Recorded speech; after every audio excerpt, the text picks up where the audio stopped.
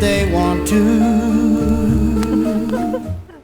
And welcome to Let Them Talk. I'm Paul DiRienzo, and my guest is Priya Warcry, the always lovely anarchist leader of the Lower East Side. And we don't have leaders. That's true. Anarchists aren't supposed to have leaders, but they do have charismatic personalities. And you are a charismatic personality, Priya Warcry. And you're here to share with us some of your charismatic personality, but also to tell us about this very, very important event that's happening, which we're going to learn about, the 7th Annual New York City Anarchist Film Festival, which is occurring this coming Saturday, April 6th, at the Clemente, Soto, Velez Cultural Center down the Lower East Side, 107 Suffolk Street. And we're going to be talking about this 7th annual, because then there's been 6 before, so there must have been a lot of interesting things that occurred. Right. So Priya, tell me a little bit about yourself. Are you a native New Yorker? Yes, that's right. So I did grow up in New York City. You know, I was born in India, but I grew up in New York City. And this will be the 7th annual Anarchist Film Festival in honor of Brad Will, who was also from the Lower East Side, and as you know, a very good close friend of mine and many people in this area, but also around the world, because he was a remarkable, committed, passionate activist, very beloved person. And unfortunately, tragically, 7 years ago, he was while he was videotaping, because that's what he did, he was a filmmaker, media activist like myself, was filming an uprising in Oaxaca, Mexico, and was unfortunately targeted by a police sniper and murdered while he was filming. Mexican police, right. And actually, the murder investigation is still open and ongoing, and we are seeking to identify the actual sniper. There's been some progress made, but it's still an open, unresolved case. What was Brad doing at the time? What was going on in Oaxaca, Mexico when Brad was there 6 years ago, 7 years ago? Well, in response to economic, injustice and poverty and lack of resources, the teachers union there organized themselves to demand better wages and conditions for school children, and were met with repression, and so the struggle broadened into civil society. All students, teachers, doctors, community, women, indigenous people. It became like a popular uprising essentially, and it was sort of an occupying. We talk about Occupy, but they were occupying way before the idea caught on here. And Brad, who from New York, decided it was very worth going down there to document and bear witness, and also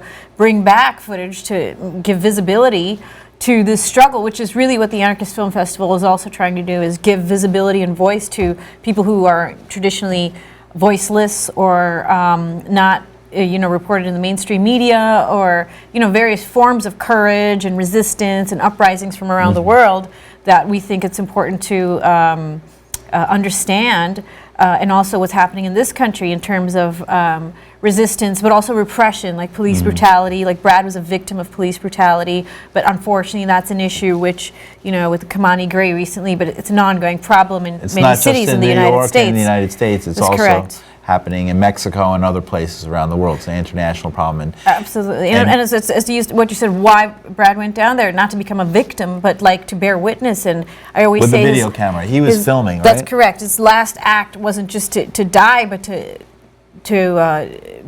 document a revolutionary uprising, and that was a valuable thing to do, because we were able to see what courage these people had, and despite the terror they were subject to, and our tragedy of losing our friend Brad, that giving up wasn't really an option. They didn't give up. We weren't going to give up, and so we have continued to organize, for those reasons. We'll talk about the film. I want to talk a minute more about Brad, because what has happened with the people, with the men who were originally charged. I know that an actual activist from the teachers union was originally charged with the crime in sort of a perverse attempt to say that somehow the protesters had killed another protester, and in fact that turned out to be false. Yeah. The Mexican government's main tactic has been to cover up the actual perpetrators of the violence that happen to be police, type of, officials, and so they've done everything to distract, friends and family of Brad and activists and interested in what happened there. to say that this must have been the work of some fellow protester. They're basically scapegoating us to distract, scapegoating some activists to distract us from who the actual perpetrators of this violence, not just towards Brad, but who have committed many instances of human rights abuses against people who dare to dissent and have a voice. And unfortunately, a lot of the military aid going to Mexico from the United States military aid coming from the United States? No, to Mexico in the name of the drug war or whatever else is being used, unfortunately, in many cases to repress dissent and in those who challenge the authority of the Mexican government. So there's a lot of corruption, and also in Mexico there's a lot of impunity, not unlike here in the United States, a very lack of accountability. In other words, police continue to terrorize and murder people and get away with completely. So that's not very encouraging. However, to see that people still strive to have a voice and create media and continue is something that we just thought was worth honoring. So the charges were eventually dropped against the original person who was charged in the crime, and a new person was it's a complicated arrested. thing, and they're trying to find somebody else. But the actual video evidence and all the forensic work that's been done around this is essentially shown that the fatal bullet that Brad sustained and that killed him was fired by a rifle type of a weapon, not any kind of pistol. It was not a close range shot. It was fired from a distance, and that type of weapon, assault rifles are carried by the Mexican police. Snipers that were at the site that day protecting Governor Ulysses Ruiz, who has since stepped down. But that incident of murdering Brad, he wasn't the only. Ulysses Ruiz, right? That's correct. And so Brad wasn't the only person killed that day or in those circumstances, but because he was like this sort of American journalist, the United States, the Mexican government used it as a pretext to further enact more of violent campaigns, an act of violence and stuff. So it's just the way that terror state operates, and it's up to us to continue to organize for human rights. And So you don't really, or his parents don't expect anytime soon justice from the Mexican authorities. Well, again, it's frustrating that historically, very few people are held accountable for perpetrating violence against activists, and however. For the sake of truth and justice and also human rights, and not just for Brad, but for other Oaxacans, we are continuing to, investigate this murder. And I don't like to also use the term martyr. Some people think, Brad was martyred. I think there's a difference between martyr and murder.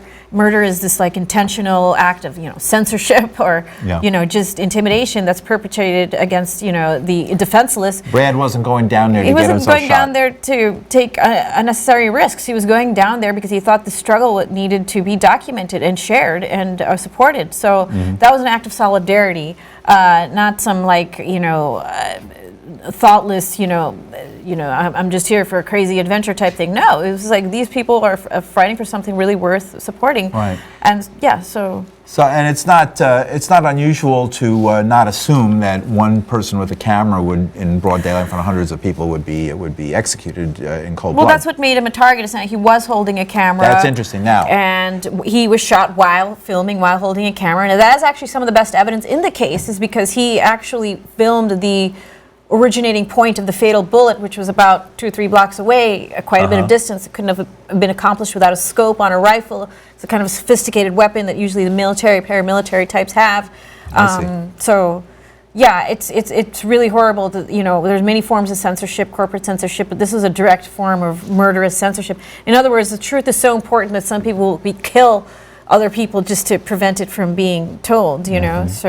Okay, we've seen plenty of examples. But ironically, by dying, it unfortunately, but he died, but it brought all this attention upon the very cause that he went down there to highlight. I just wish Brad was still with us, because he was very good at what he was doing, very talented, and he'd been to other places too, because this is what he believed in, being in the front lines and showing the world what was really happening. And I met him also as an activist in the late 90s in the forest of Oregon, where we had forest defense campaigns to protect some of the last you're a tree climber? Most amazing trees and groves and forests in the American Northwest.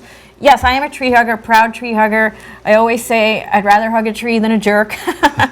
But really, these are some of the most beautiful places on Earth, and to just destroy them for money is insanity, leaving nothing to the future generations, and just destroying the most amazing habitat, and something that's grown for 1,200 years. You can't just replace that overnight. And we manufacture lots of stuff and products, but you can't manufacture the natural world. And to people put their bodies in the way of the destruction to protect those forests. And Brad was one of those people, and that was very inspiring to me. And he was very much like my brother, but he's also like a role model. And also what he did in New York in the squatting movement, fighting for housing rights and for homeless people's rights. That's the kind of person he was. You just like took direct action. We were beyond just lobbying for what we wanted. We had to take action Sure. Yeah. So, 7 years of the response.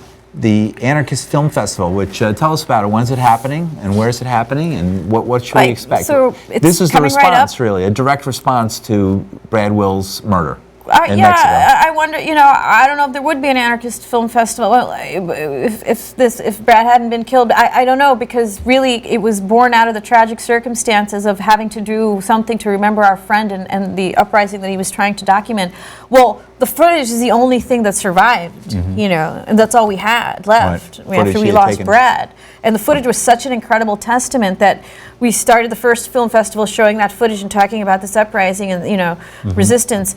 But every year since, we've featured different forms of resistance from around the world, including a couple of years ago Occupy, but like various forms of domestic and global resistance, and also ways in which people aren't participating in the destructive dominant paradigm and system, and the creative ways in which people are everything from growing your own food to various autonomous projects that people do to not participate in a system that is destructive to human rights and to the planet. So, Priya Warcry, welcome to Let Them Talk. By the way, you're watching Let Them Talk, which is live, and you, the viewer, can call in, and the number is going to be flashed on the screen there, and it might be a few seconds delay, so turn down your television when you make the call, but we would love to hear from you. So there's the number, 212-996-1413, and feel free to join this conversation with Priya Warcry, and we're going to be discussing at length for the next 20 minutes or so at least, the 7th Annual New York City Anarchist Film Festival. Now this is going to be at the Clemente, Soto, Velez Cultural Center, 107 Suffolk Street in Lower Manhattan, Lower East Side, from 5 to 10 p.m. on Saturday, April 6th, this coming Saturday. And can you tell us what we're going to be seeing there? What kind of film, what kind of things are we going to be seeing? I'd just like to hold up this flyer that a very talented young artist, woman, Kat, made for us. Thank you very much, Kat. And yeah, it's a really... and that's one great thing about the Anarchist Film Festival itself, is that it really encourages people to be creative and share their creativity. It's a very inspiring event. Sure, we discuss serious things, but we also celebrate the joy of resisting injustice and expressing our creativity and passions with each other. So it's a real community building event. It's for the community, and Brad was that type of person. Also, Brad Will was very community minded. He would have completely been participating in Occupy if he was still alive, and by kind of representing his work and his ideals, we are kind of keeping him alive in our hearts. We are, continuing to remember what he stood for. And he was also, he played music, so he was also very good at using his voice and music and skill to educate people about issues and inspire them to take action. There was a lot of joy around being around him, and I think so how are these community videos can reflecting be that? That Which way. kind of what are we going to be watching? What films are we going to be Well, watching? we try to be current, whatever's happened this year. Like I said, we're going to try to show some of the Kamani Gray protests from the police brutality in New York.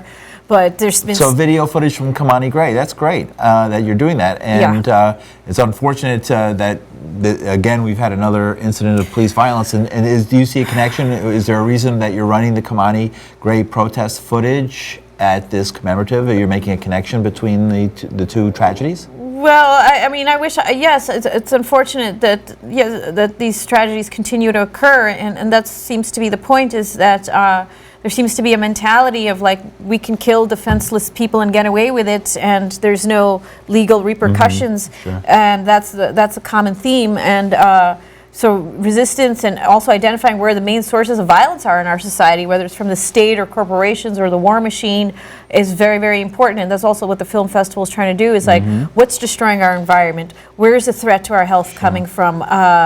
Where's the money going? What's the real terrorism, in our environment? What makes this an anarchist film festival? Well, exactly. Understanding, that criminalizing dissent isn't the answer.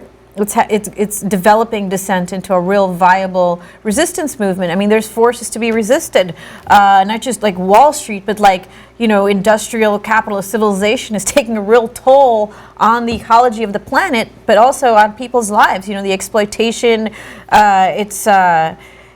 people want to imagine whole different ways of living that are possible, and this is a kind of space to do that.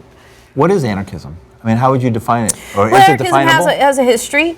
Sure, it's different things to different people, but to be, sort of true to the original meaning, anarchy is a Greek word which means without hierarchy or against hierarchy, by meaning against an illegitimate kind of coercive or violence-based hierarchy that imposes itself on you, whether in your individual life or in your social context. So yes, we not only imagine but want to embody and practice forms of interacting and organizing that don't involve violent hierarchies or living within and accepting violent hierarchies, whether it's the prison system or the state or the draft or whatever ways in which, or capitalism, that you have to give up your freedoms. So yeah, I think in those ways it helps you rethink how you think, how you function in society, and survive aggressive forces like capitalism. Right, and so do you see film in this as is this almost like a weapon in the battle, a film, or is the film more something you do after the fight? Is it something that's meant to stir up trouble, or stir up trouble, or just to just watch the result? Well, I really like the quote Subcomandante Marcos of the Zapatistas. He said, "My word is my weapon." And in that sense, your words, your expression, whether it's video or some other form of expression, is your weapon. And it's not like when you just watch TV and there's just one way kind of transmission of information, and you're just the passive, on the receiving end of this, and you don't have to do any of your own thinking. This is a different kind of a thing where we want the material to impact you and catalyze further action. So it's not like just an endpoint, but to stir up your own passions and your own sort of role in these issues that we all care about. We're going to show footage from various blockades and active campaigns in the United States, including the tar sands blockade, which is trying to shut down this pipeline, and some of the activism against fracking, a very dangerous way of extracting fossil fuel natural gas that can destroy our groundwater systems. That happened in New York, it's happening in Pennsylvania, it's happening around the country. But those are some of the ecological aspects. Like I said, there's multiple human rights stuff, women's rights, and just lots of important. So footage of basically protests and resistance against these 21st century horrors that we're facing today, whether it be unrestrained police brutality, unrestrained oil drilling, and the building of pipelines and fracking our land to cause all these toxic chemicals to rush into our environment. Yeah. So you're seeing it as sort of a fight against the end of the world, against the destruction of the world by humanity. Yeah, and I don't think that's overstating it. I think this is a life and death thing. The quality of our, very earth that we depend on for life, and air and water, the very basics for life, as well as our freedom to be safe in the streets without being shot, or imprisoned or economically enslaved. I mean, I think there are times when it's really important to articulate our needs for freedom and not just accept our chains and servitude. And unfortunately, there's many creative examples of ways in which people are doing that you may not see in the corporate-controlled media, which is why we, kind of gather together and celebrate our own independent media, like you've been doing here. So Priya, Warcry, tell us a little bit about what's happening, the Anarchist Film Festival. I want to show folks again. Here it is. And as you can see, we are taking phone calls. There I am on the side. And Priya, why don't you hold it up? And so where is this happening? When's it going to be? Where's it happening? It's always happened in, this is the New York City Anarchist Film Festival. It's always happened somewhere in the East Village, Lower East Side area, and we don't have a budget or any money, and a good thing we don't do this for money. We do this we do this because for the community to remember our fallen comrades, to remember what our ideals are that are worth fighting for and striving for, and create a space where we can, despite our individual struggles, come together to see how we can, take on some of these things and change our world instead of simply being, passive victims of the negative forces. We're being so controversial here, Priya. I'm surprised we haven't gotten a call. We are taking calls. This is a live show. The number is on the screen, and we encourage our viewers from all over Manhattan, from Inwood down to Battery Park City, from the West Village to the East, to call and to participate in this conversation. And so the 7th Annual New York City Anarchist Film Festival, 5 to 10 p.m. this Saturday, April 6th, at the Clemente, Soto, Velez Cultural Center, 107 Suffolk Street in New York City. And is there a website? Well, you can go to nycanarchistbookfair.net, NYC Anarchist Book Fair, because it is part of the Anarchist Book Fair as well, where you what's can that? Tell us a get little bit to about see it. and read lots of different types of literature, anarchist literature, but magazines, media projects that people are doing, art. It's really kind of cool and exciting. And, it's just living... When's the book fair's hours? Do you have that information? I think it's from 10 or 11 a.m. to 7 p.m. or something. On Friday and Saturday, both the 5th. No, actually Saturday and Sunday, the 6th and Sunday, 7th. 6th and 7th. Okay, good to know. Same location? Yeah, and same location, and you can click on the website for a link to the film festival. I was just going to say it's depressing. It can be very discouraging, demoralizing, really, to live in a world where so much is being destroyed, whether through war, or, corporate plunder or exploitation, and people are, enslaved and just feeling very powerless. It's important to have some way of expressing creativity and uplifting our spirits and saying, no, another world is possible. Another way of living and thinking is possible. We don't just have to accept and be what we were reduced to being. We can actually realize what we were born to be. And that's also the anarchist idea of saying, no, we don't have to be socially conditioned into these submissive, unthinking automatons. We can actually evolve and really realize how fun and great it could be to live in the kind of world where we experience freedom. What is that really? Is anarchism practical in this world the way it is today?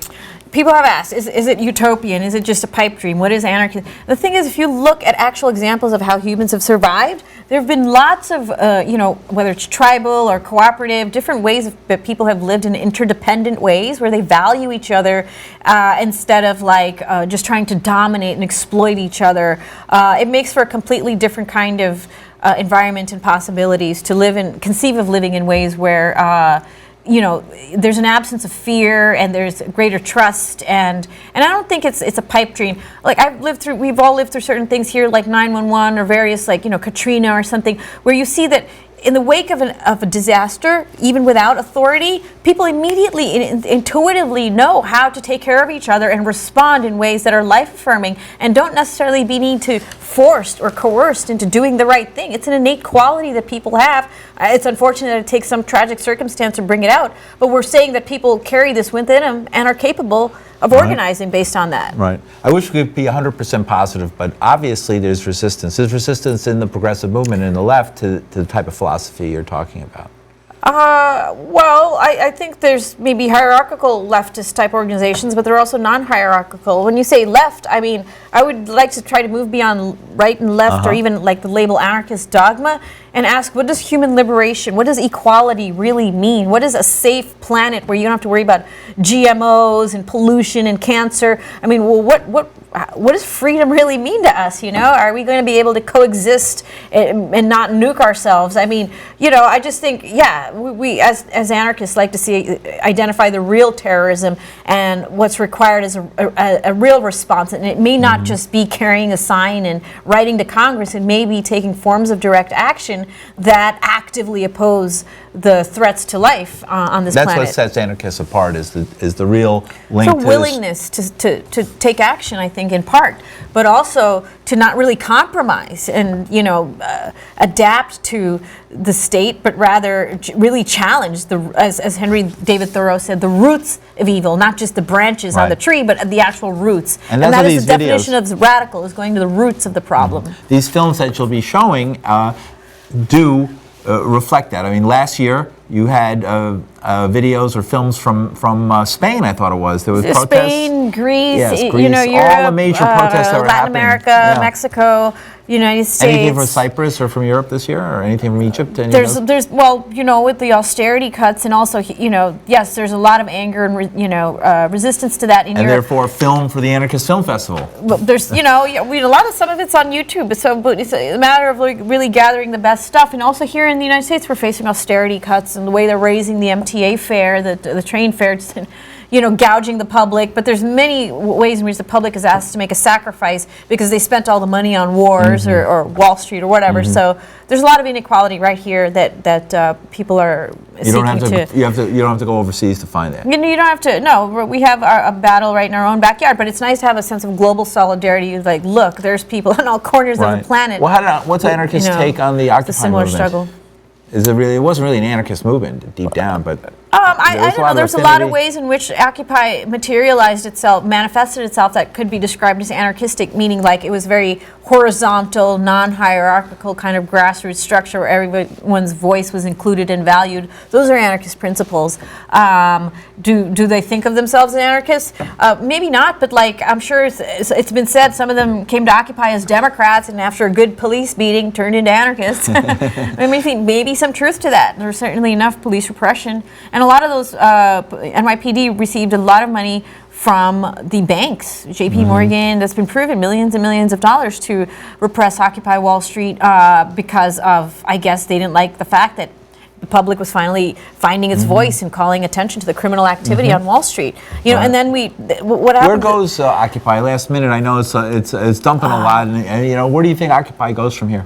So that's a good question. It's hard to speak for an entire movement, but there is a movement, and that's the point. It's not dead or gone. It's just met with quite a bit of violent repression. You know, thanks to Bloomberg, who called NYPD his own private army. And other cities as well, in Oakland. Right. Homeland Security took an interest in Occupy. There was a nationally coordinated violent repression of Occupy. And the files came out. We know that there were agents and pretty much provocateurs and infiltrators. We were targeted. We were sabotaged. It's already out. It's too bad because there was a really amazing moments where people really found their voice and they met with, like COINTELPRO and various forms of repression. However, people realized, look, there was something really worth fighting for and we're not just giving up. And so I think despite the violence, there's a continuing movement here so that's good. Well, Priya Warcry, thanks so much for joining us. Again, here's the Anarchist Film Festival at the Clemente Soto Cultural Center. NYCanarchistbookfair.net might be a useful website as well. Thank you. And Priya, last 10 seconds, anything you'd like to leave the viewers with? I just think when you come to this film festival or to the book fair, you will leave more enriched than you came, more educated, more informed, more inspired, and so it's really worth coming and meeting people and feeling uplifted. Thank you. See you next week. Thank you.